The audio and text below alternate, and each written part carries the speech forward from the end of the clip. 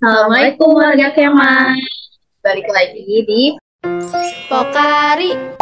Sedang bingung dan resah mau apa? Yuk dengerin Pokari. sekarang episode ke-13.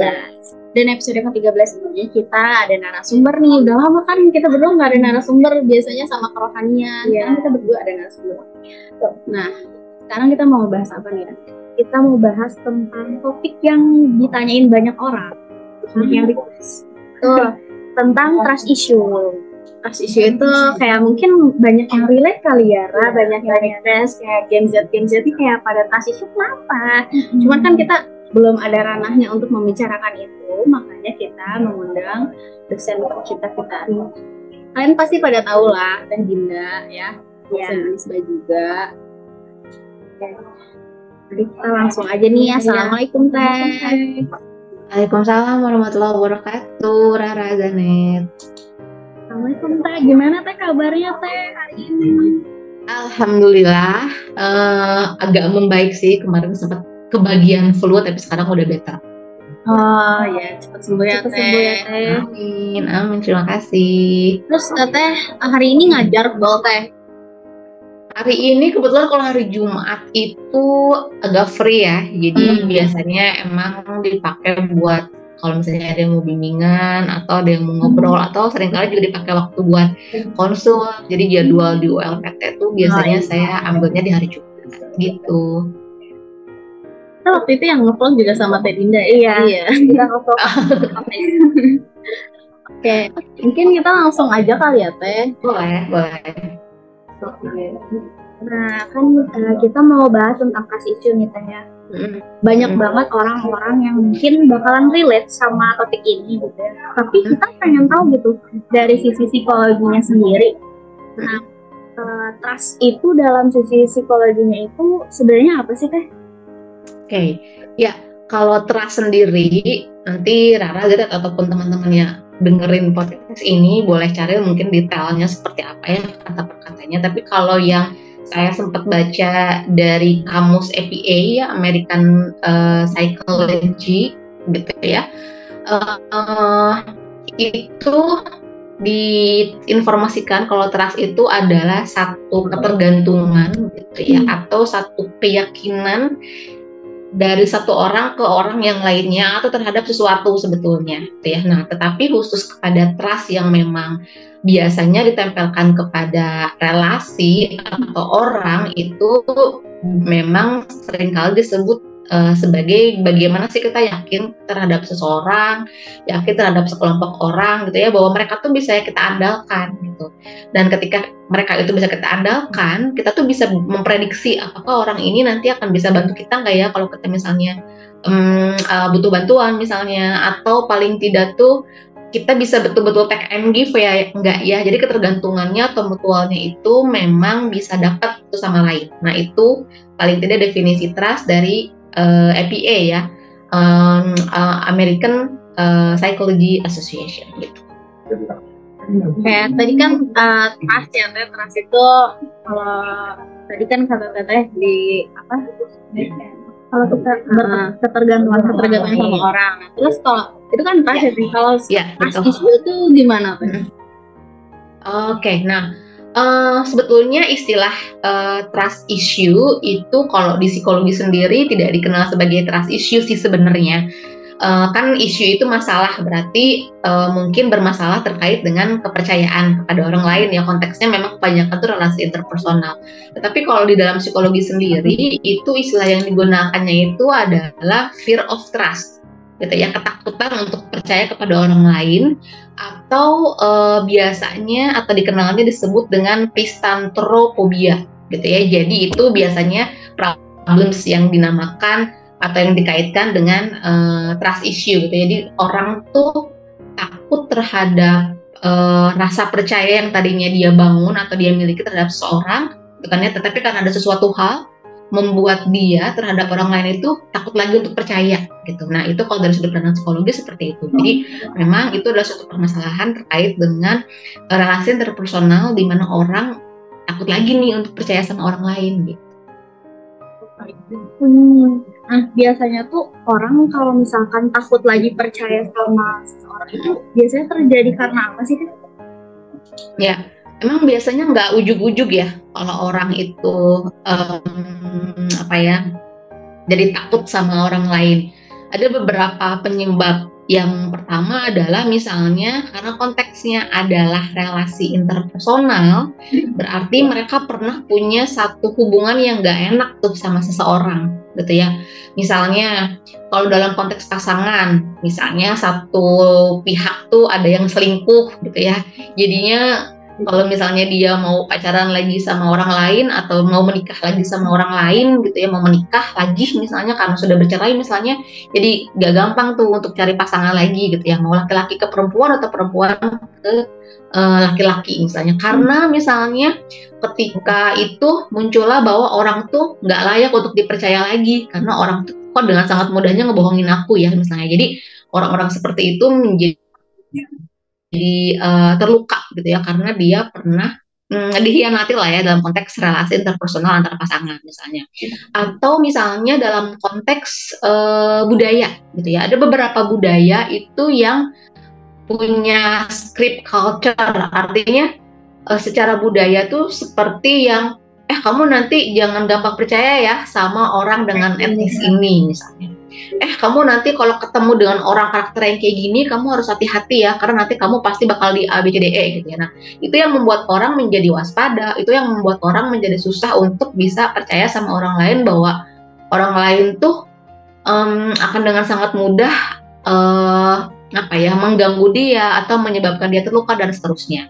Nah, atau yang ketiga penyebabnya itu adalah memang karena ada trauma masa kecil, ya, trauma masa kecil yang membuat kita tuh terputus relasinya dengan orang lain gitu. Misalnya ada seorang anak misalnya yang jadi korban perceraian misalnya dari orang tuanya gitu ya, sehingga kan terputus tuh relasi dia dengan kakaknya barangkali karena kakaknya ikut sama ibunya, dia ikut sama bapaknya misalnya, atau dia melihat keterpecahan antara ibu sama bapaknya gitu ya. Nah, itu kan menjadi satu isu trauma ya terhadap seseorang gitu kan, yang akan menyebabkan dia pada proses selanjutnya susah lagi tuh untuk percaya sama orang lain gitu.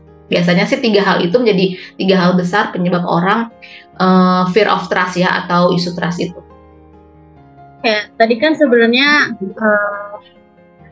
trust issue itu terjadi karena tadi Teteh bilang gitu ya. Terus misalnya orang yang trust issue tuh ada tanda-tandanya nggak sih Teh, atau kayak indikatornya yang bisa kita lihat atau kelihatan gitu?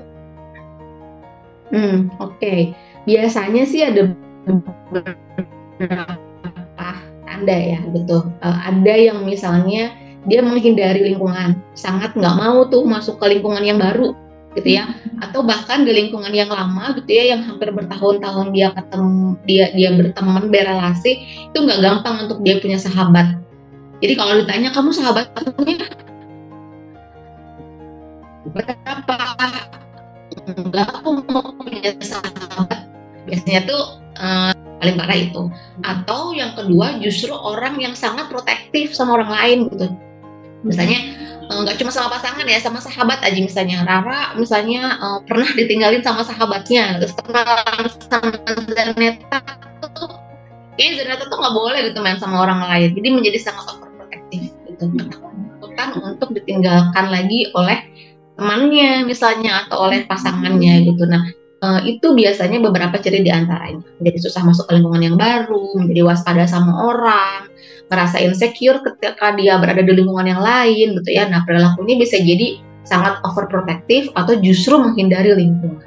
Jadi dia nggak bisa tuh ada di balance gitu ya untuk bersikap waspada secukupnya tuh dia nggak bisa. Pasti kalau nggak ekstrem kiri, ekstrem kanan. Aku mau nanya kan tadi kalau orang yang trust issue itu dia jadi menghindar dari teman-temannya kayak gitu. Itu tuh bisa sampai jadi dia social anxiety.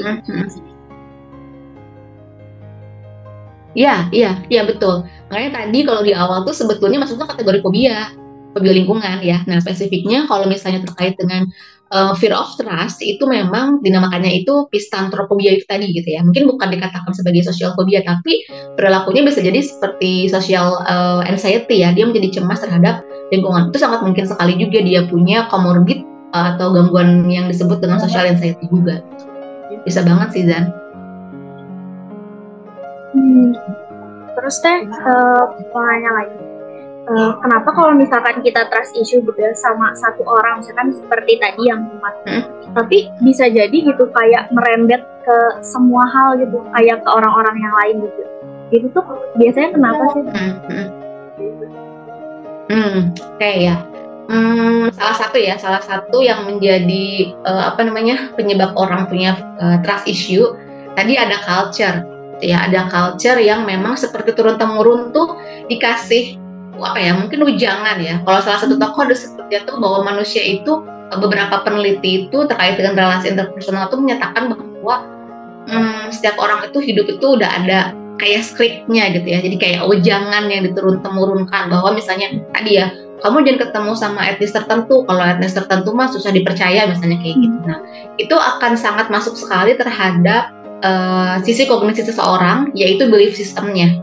Nah, termasuk juga kalau kita misalnya deket sama orang yang punya belief system kayak gitu ya. Belief system tuh dia punya keyakinan betul yang akan menjadi satu blueprintnya dia ketika dia berhadapan sama orang. Aku mah nggak mau temenan sama saya nggak mau bilang etnis ya, pokoknya etnis tertentu aja misalnya. Karena kalau etnis tertentu mah kalau misalnya deket sama mereka mah pasti nanti dimintain traktir terus ya, tapi dianya mah pelit misalnya kan kayak gitu ya. Nah, itu tuh bisa menjadi satu belief system seseorang yang kalau dia deket sama orang yang punya belief system yang kayak gitu, mau tidak mau tuh kalau tiap hari didengerin kayak gitu, bisa jadi kan itu menjadi benar karena orang yang jadi teman dekatnya dia akan mencari fakta. Nah, ketika ketemu fakta bahwa temenan sama orang ini mah kalau deket sedikit dimintain duit terus gitu ya, dianya pasti dimintain pelit misalnya, ketemu tuh satu fakta yang baru. Jadi kan memvalidasi ya informasi dari temannya yang satu gitu. Nah, ketika validasi itu terus-terusan dia terima, itu makin memperkuat belief systemnya dia gitu. Akhirnya mereka menjadi satu frekuensi. Udah deh, gue juga gak akan nyari cowok atau gak akan nyari cewek dari etnis itu deh gitu. Soalnya kan kayak begitu ya sifatnya gitu. Padahal mungkin gak semua kayak gitu. Kebenaran aja pada waktu itu mungkin orang itu lagi gak punya duit gitu kan kayak gitu. Tapi itu bisa menjadi satu informasi yang memvalidasi gitu lah pikiran dari orang yang dia mungkin sudah punya belief system tersebut, yang sebetulnya orang ini munculnya karena punya trust issue tadi. Tadi kan trust issue menyebabkan banyak hal gitu ya, Teh. Terus Teh sendiri kan di UMPT juga nih, Teh. Aku mau nanya, kalau orang yang fear of trust, yang sampai dirujuk, misalnya bukan dirujuk, disarankan untuk sampai pergi ke psikolog, itu sampai yang seperti apa sih kayak tanda-tandanya? Oke. Ya, memang pada akhirnya seringkali memang harus dibantu gitu ya, karena memang penyebabnya itu tadi gitu ya. Paling tidak tuh kalau misalnya penyebabnya itu adalah trauma masa kecil gitu kan ya, dimana trauma itu kan satu kejadian luar biasa yang sangat menakutkan dan itu menjadi horor ya buat mereka gitu ya.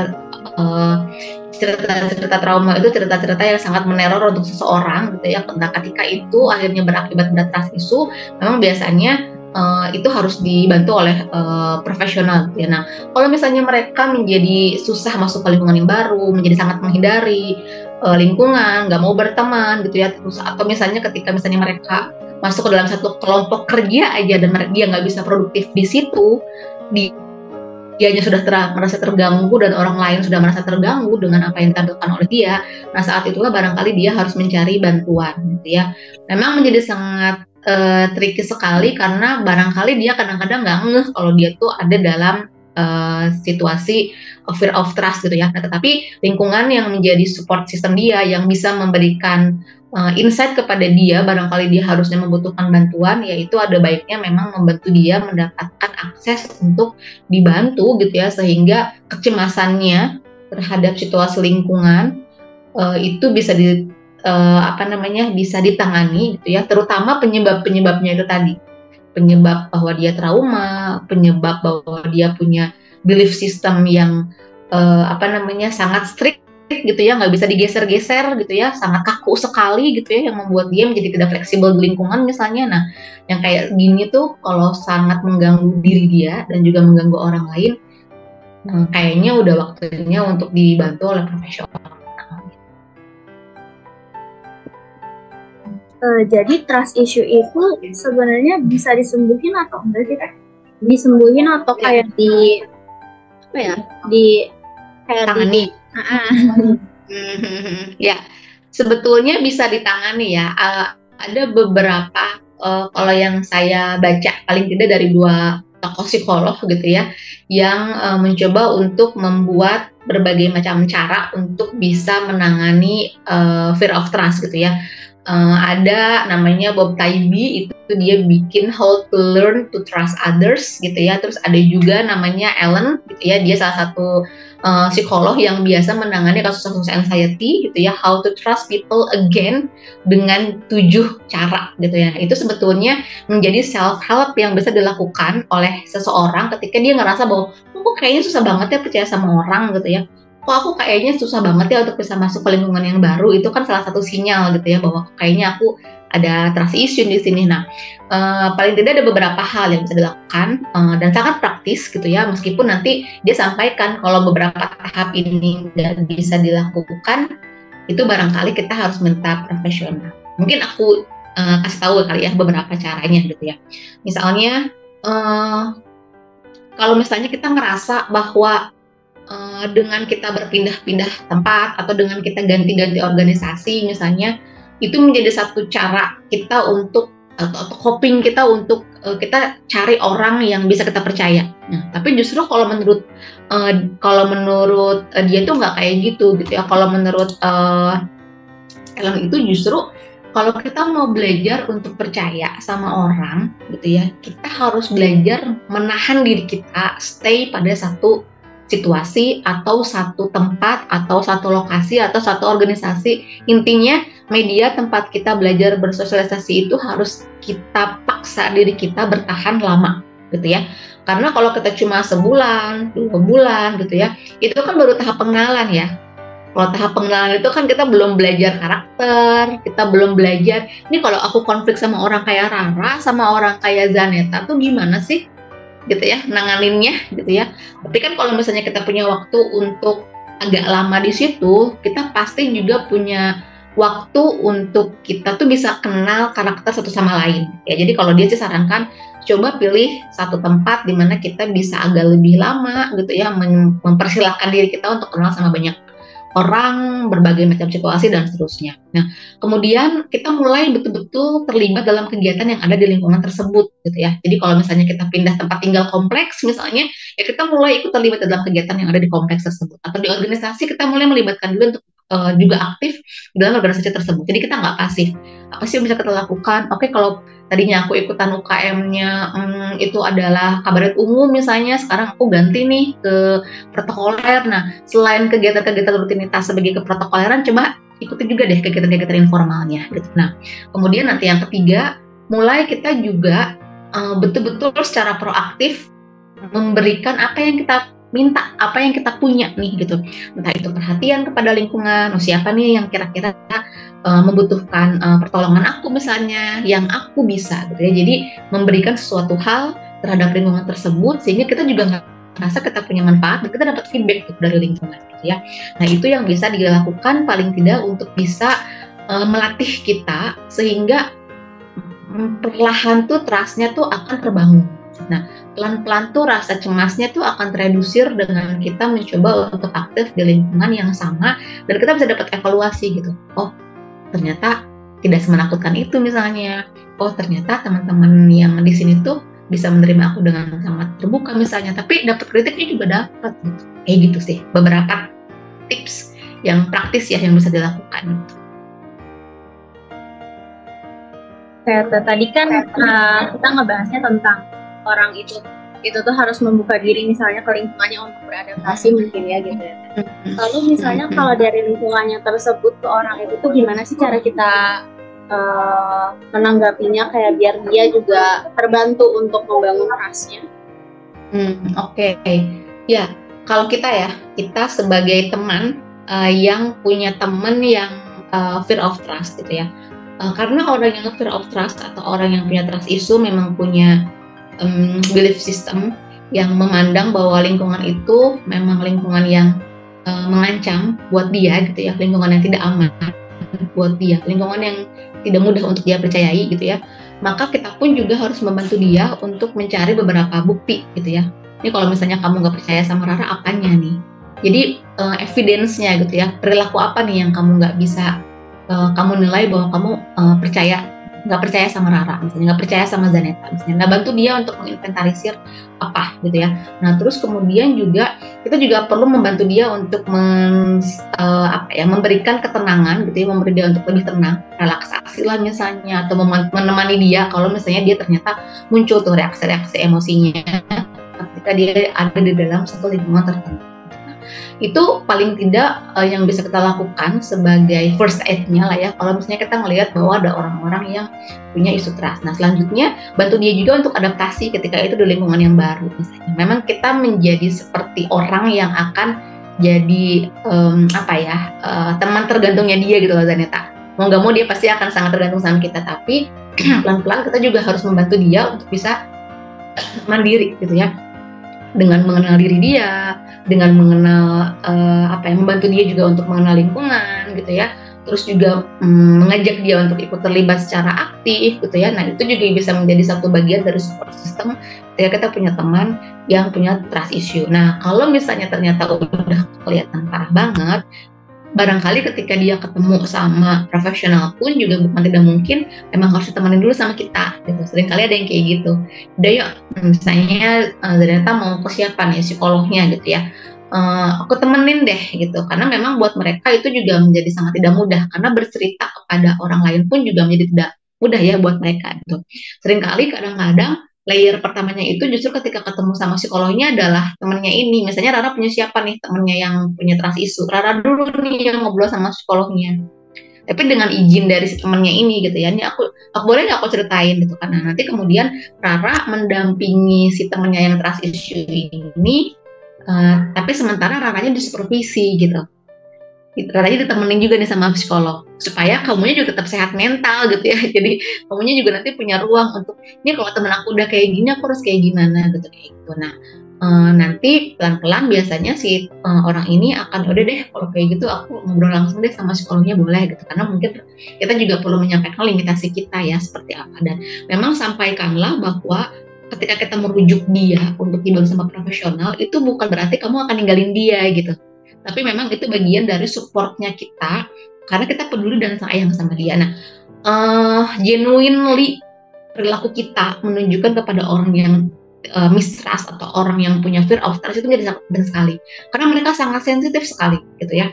Setiap perilaku kita yang mereka nilai tidak percaya itu akan sangat cepat mereka tangkap gitu. Nah, itu yang perlu kita tunjukkan kepada yang bersangkutan ya. Kalau misalnya karena kan tadi ya, trust itu kan bicaranya masing-masing itu saling tergantung.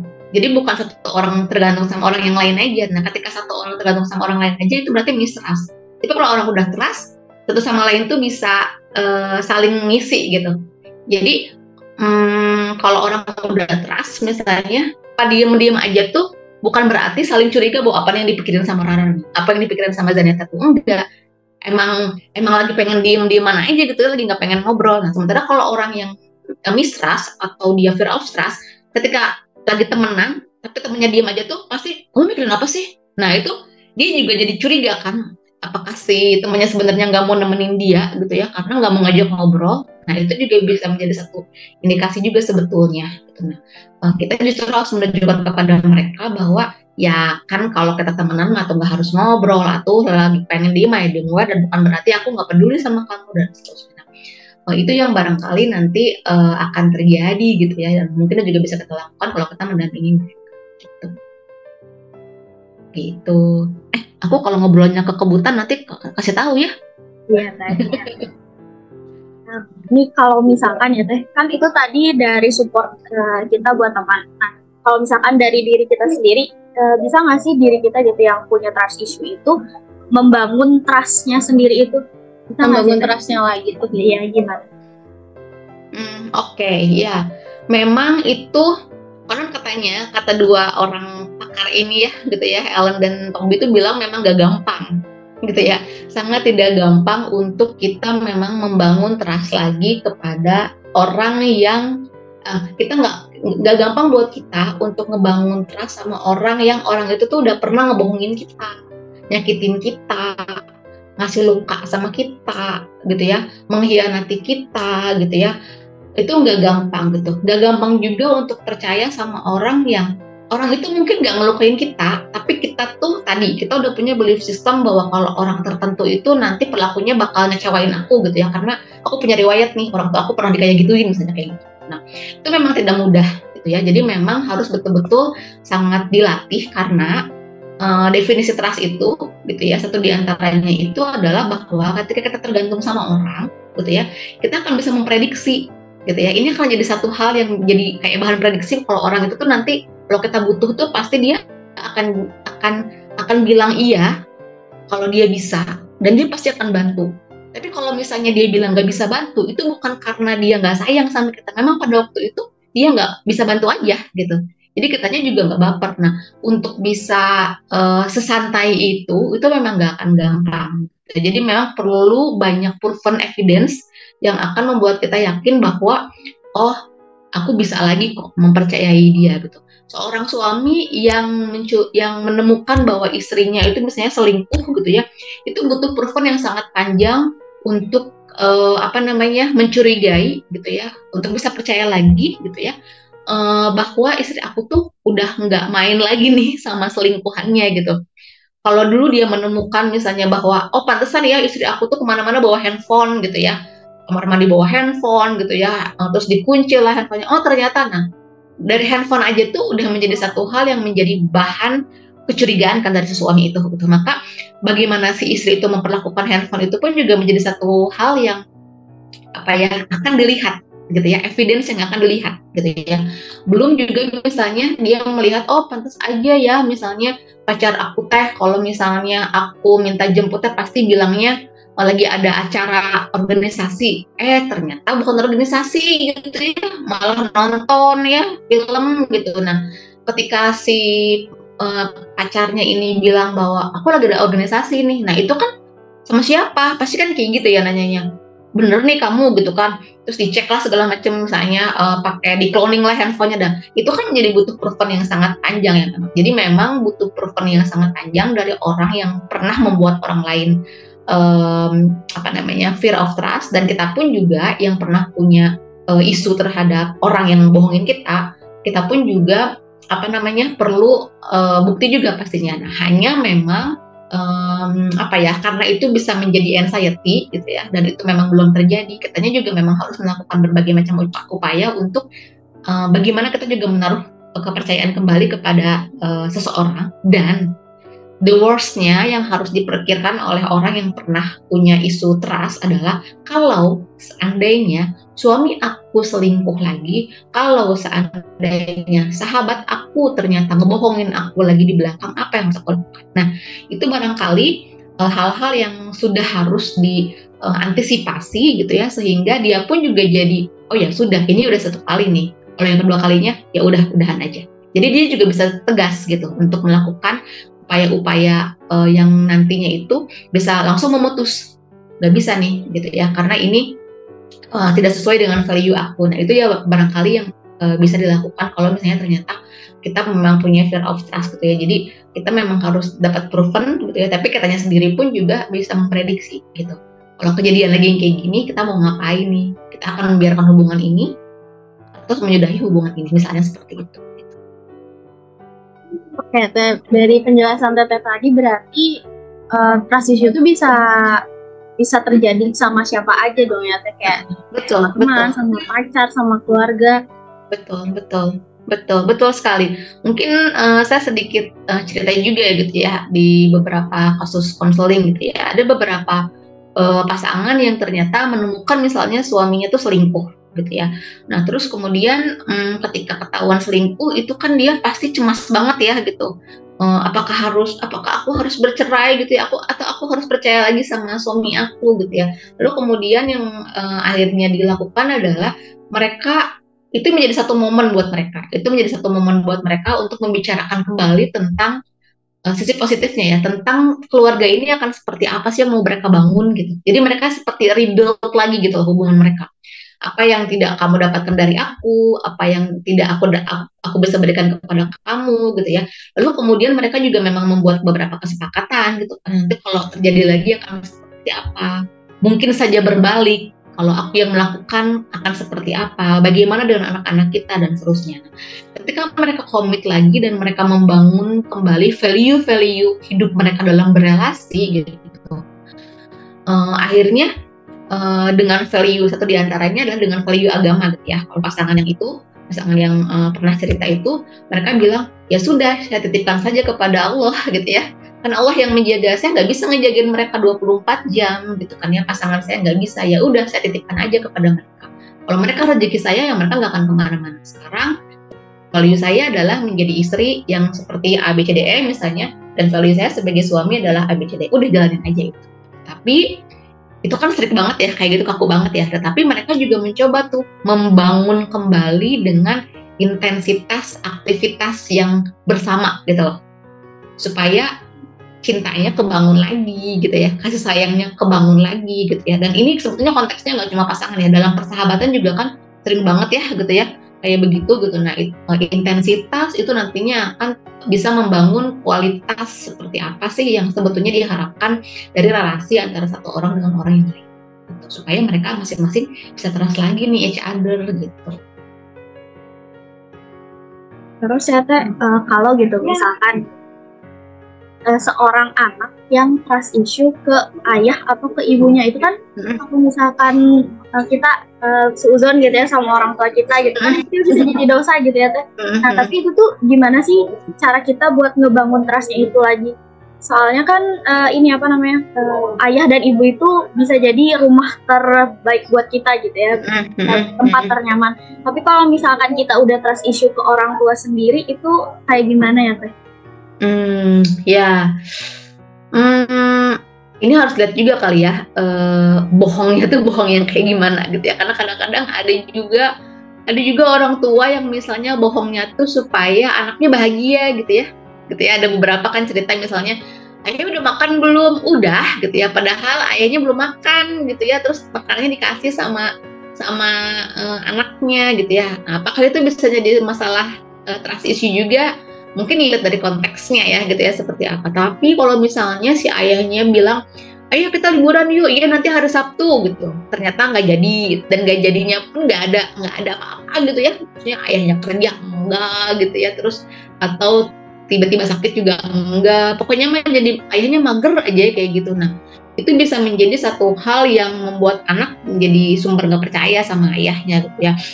Atau misalnya apalagi ya, beberapa kebohongan kecil ya yang dilakukan, misalnya ibu misalnya, aduh anaknya jatuh gitu ya, terus udah gitu tenang aja, nanti lama-lama juga sembuh kok, gitu ya. Itu kan juga bohong juga ya gitu ya sama anaknya, padahal lukanya tuh sembuhnya tuh butuh 3-4 hari gitu ya, yang kayak gitu. Nah itu memang menjadi satu bibit kebohongan gitu kan. Tapi apakah itu menjadi trust issue atau tidak, itu yang barangkali nanti perlu dilihat gitu ya, karena tadi gitu ya bicara ketergantungan. Tapi kalau misalnya ternyata ada anak yang sampai nggak percaya sama ayahnya, berarti memang value orang tua ini sudah dianggap sebagai satu hal yang tidak bisa anak ini pegang gitu ya. Kayak tadi misalnya, kok untuk masalah membahagiakan anak minta waktu sebentar aja misalnya, kok aku nggak dikasih ya. Tapi kalau teman kantornya minta waktu berjam-jam, kok aku dikasih ya gitu. Bilangnya iya padahal enggak gitu. Nah itu bisa menjadi satu hal yang juga memang jadi fear of trust juga buat seseorang gitu ya, untuk menggantungkan dirinya kepada orang lain. Gimana caranya gitu kan ya? Nah memang ini harus effort dari orang tua sebetulnya gitu kan ya, untuk gimana caranya ngebangun lagi trust terhadap si anak gitu ya. Nah karena yang namanya dosa nggak cuma dosa anak kepada orang tua ya, tapi orang tua kepada anak juga. Tapi barangkali dua-duanya pun juga harus duduk bersama masing-masing betul-betul bicara hati ke hati terkait dengan kenapa sih kok ayah bisa sampai mager kayak gitu ya, tiap kali mau janjian jalan kok nggak jadi lagi, gitu ya. Dan apa yang dirasakan oleh si anak juga gitu ya, efeknya dari hal itu. Nah, itu yang barangkali juga perlu dipahami oleh si anak dan juga dipahami oleh si orang tuanya juga gitu. Itu sih sebetulnya ya. Nah, berbeda lagi barangkali konteksnya kalau misalnya si anak merebutin orang tuanya selingkuh misalnya gitu ya. Nah, itu juga bisa menjadi salah satu sumber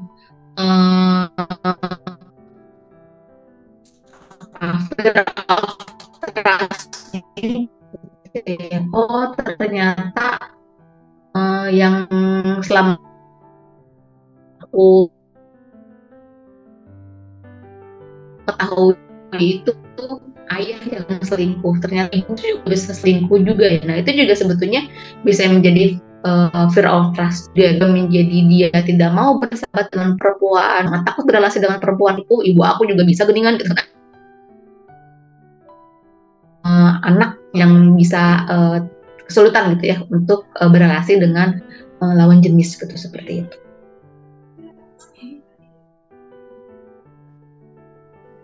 Sebenarnya gimana sih trust issue itu tuh bisa mempengaruhi kesehatan mental? Trust issue. Oke. Ya, trust issue bisa sangat mempengaruhi kesehatan mental karena orang menjadi insecure ya. Orang menjadi punya rasa ketakutan gitu ya. Karena tadi kalau di kamusnya APA itu disebutnya itu fear of trust ya, ketakutan untuk bisa percaya. Jadi masalah kalau trust issue kan masalah-masalah terkait dengan kepercayaan. Tapi kalau udah fear of trust itu kan berarti orang tuh udah takut banget ya untuk berrelasi. Jadi orang pasti akan sangat waspada. Badan dia tuh akan badan orang yang kalau waspada tuh kayak kalau kita mau lomba lari gitu ya, itu kan kita siap siaga tuh. Nah, badannya tuh kayak begitu gitu. Jadi karena badan itu siap untuk menghindar dari kesakitan gitu kan ya. Atau menyerang gitu loh. Ketika misalnya memang ternyata orang tuh beneran membuat saya tuh menjadi nggak bisa percaya lagi sama orang itu. Jadi kan dia bisa meluapkan kemarahannya dia karena terbukti gitu ya, bahwa aku nggak bisa percaya lagi sama dia gitu ya. Atau ya udah flight, dia ngehindar. Jadi bayangkan aja gitu orang itu sewaspada itu gitu kan ya, sehingga memang pasti akan sangat mengganggu, menjadi susah fokus misalnya, menjadi dia tidak bisa menyerap apapun yang ada di lingkungan yang harusnya dia bisa konsentrasi jauh lebih melebar misalnya gitu ya, karena tadi insecure dimanapun dia berada bahwa orang tuh akan nyakitin dia, orang akan melukain dia dan seterusnya. Oke, mungkin terakhir ya Teh, pesan dari Teteh buat orang-orang yang punya trust issue. Oke. Ya, kita sebetulnya pastinya tidak bisa percaya sama orang 100%. Gitu kan ya. Karena orang kan ibaratnya gunung es ya. Yang terlihat itu memang hanya sebagian. Yang banyak terlihatnya itu lebih banyak daripada itu. Tapi sebetulnya bukan berarti mereka punya niat untuk membohongi gitu ya. Terkait dengan apa yang detailkan gitu. Nah, kalau misalnya kita pernah punya pengalaman trust issue, sebaiknya kita memang mencoba untuk belajar paling tidak menjalin dengan berbagai jenis karakter manusia. Betul ya, jadi belajarlah atau maulah bergaul dengan berbagai karakter manusia, karena dengan begitu kita punya banyak ruang untuk bisa menilai berbagai macam karakter manusia itu, sehingga kita punya peluang juga untuk memilih mana orang yang bisa kita percayai, mana yang tidak. Kita yang nantinya akan belajar untuk bisa menentukan batas. Kalau kita tidak mencari gitu ya relasi-relasi atau berteman dengan berbagai macam karakteristik hanya dengan satu karakteristik saja gitu, bukan tidak mungkin kita juga nanti akan menjadi korban mistrust lagi yang lainnya, karena kita nggak punya peluang sebelumnya untuk ketemu sama orang-orang dengan berbagai macam karakteristik. Itu sih gitu. Terus juga manfaatkan media sosial untuk kita belajar mengenal setiap orang dari berbagai macam karakter itu ya, dari berbagai macam karakter budaya, agama misalnya gitu ya, dan seterusnya, karena itu akan menjadi bahan referensi untuk kita, sehingga kita akan jauh lebih siap lagi ketika kita ketemu sama lingkungan yang baru, dan akhirnya kita juga bisa mudah untuk percaya sama orang gitu ya, seperti itu. Itu sih kalau menurut saya. Oke, jadi mungkin bisa disimpulin kalau orang yang trust issue itu tuh nggak bisa juga cuman ngandelin ke orang lain gitu ya. Kita dari diri kita sendiri juga harus mau gitu ya, harus mau untuk apa sih namanya? Harus mau untuk mengurangi itu sendiri. Ya mungkin begitu ya, Ra. Kita udah banyak dapat ilmu baru ya. Ilmu baru tentang trust issue mungkin bisa diterapkan juga ke diri kita sendiri. Iya. Kan tadi juga ada Teteh ngejelasin tentang penanganan trust issue-nya gimana. Bisa kita terapin buat diri kita sendiri maupun teman-teman yang nonton. Ya mungkin teman-teman yang nonton juga semoga dapat juga ya ilmunya dari Teh Dinda. Amin. Segitu dari kita.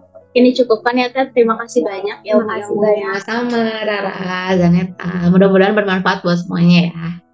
Terima kasih ya Teh udah bersedia jadi narasumber kita. Sama-sama. Lalu mungkin segitu saja kita cukupkan. Wassalamualaikum warahmatullahi wabarakatuh. Waalaikumsalam warahmatullahi wabarakatuh. Hatur nuhun. Dadah warga Jemaah. Dadah. See you di next episode.